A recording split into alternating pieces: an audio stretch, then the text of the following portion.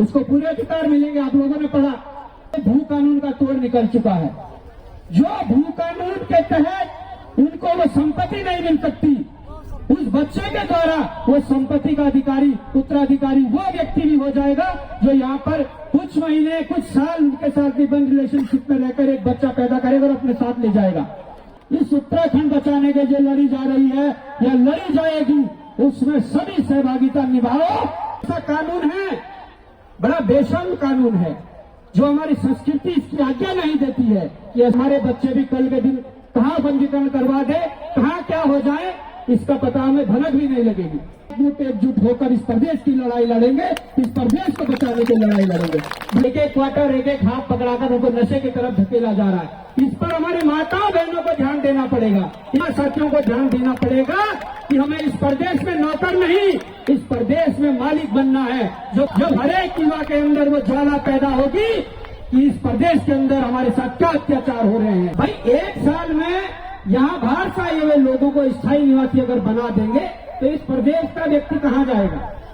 इस प्रदेश के व्यक्ति के जो रोजगार के अवसर वो किनको मिलेंगे? साथ लिव इन रिलेशनशिप में रहता है और उनके द्वारा जो पैदा बच्चा होगा उसको पूरे अधिकार मिलेंगे। आप लोगों ने पढ़ा, जब उसको पूरे अधिकार मिलेंगे वो बच्चा उसका भी होगा जो बाहर से यहाँ आएगा। तो वो भू कानून का तोड़ निकल चुका है।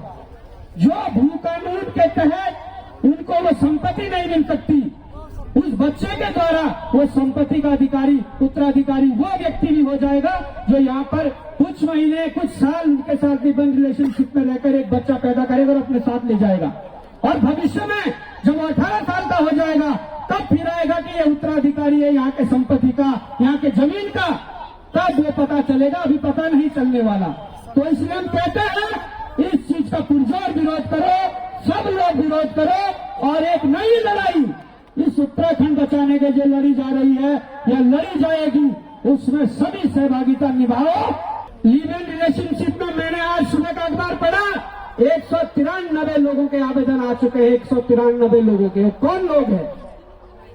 और ऐसे भी लोग होंगे जब इन लोगों ने इस प्रकार की, जो मैं इसे कहूंगा कि ऐसा कानून है, बड़ा बेशर्म कानून है, जो हमारी संस्कृति इसकी आज्ञा नहीं देती है कि ऐसा होना चाहिए। हमें कल के दिन पता भी नहीं लगेगा।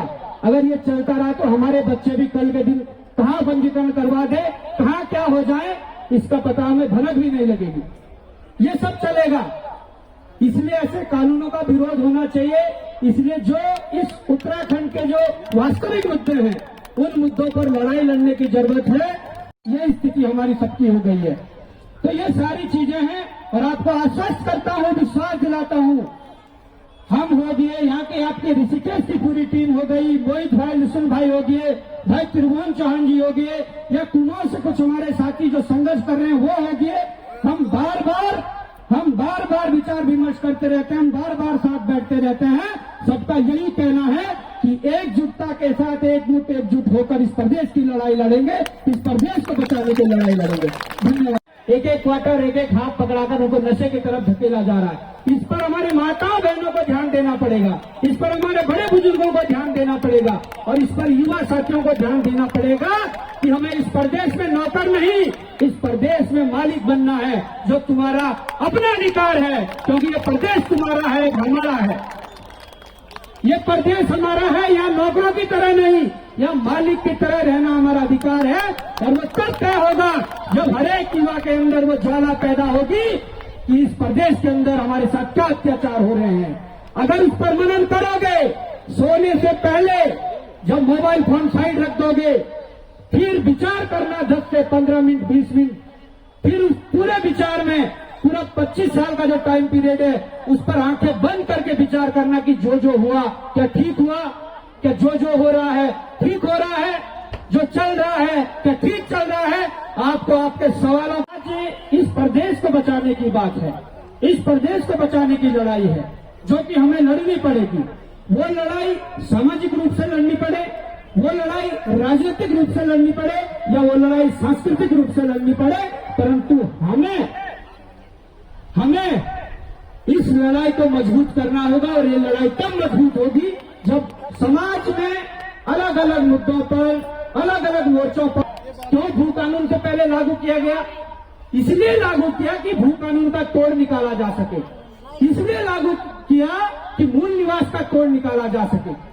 भाई 1 साल में यहाँ बाहर से आए हुए लोगों को स्थायी निवासी अगर बना देंगे तो इस प्रदेश का व्यक्ति कहाँ जाएगा?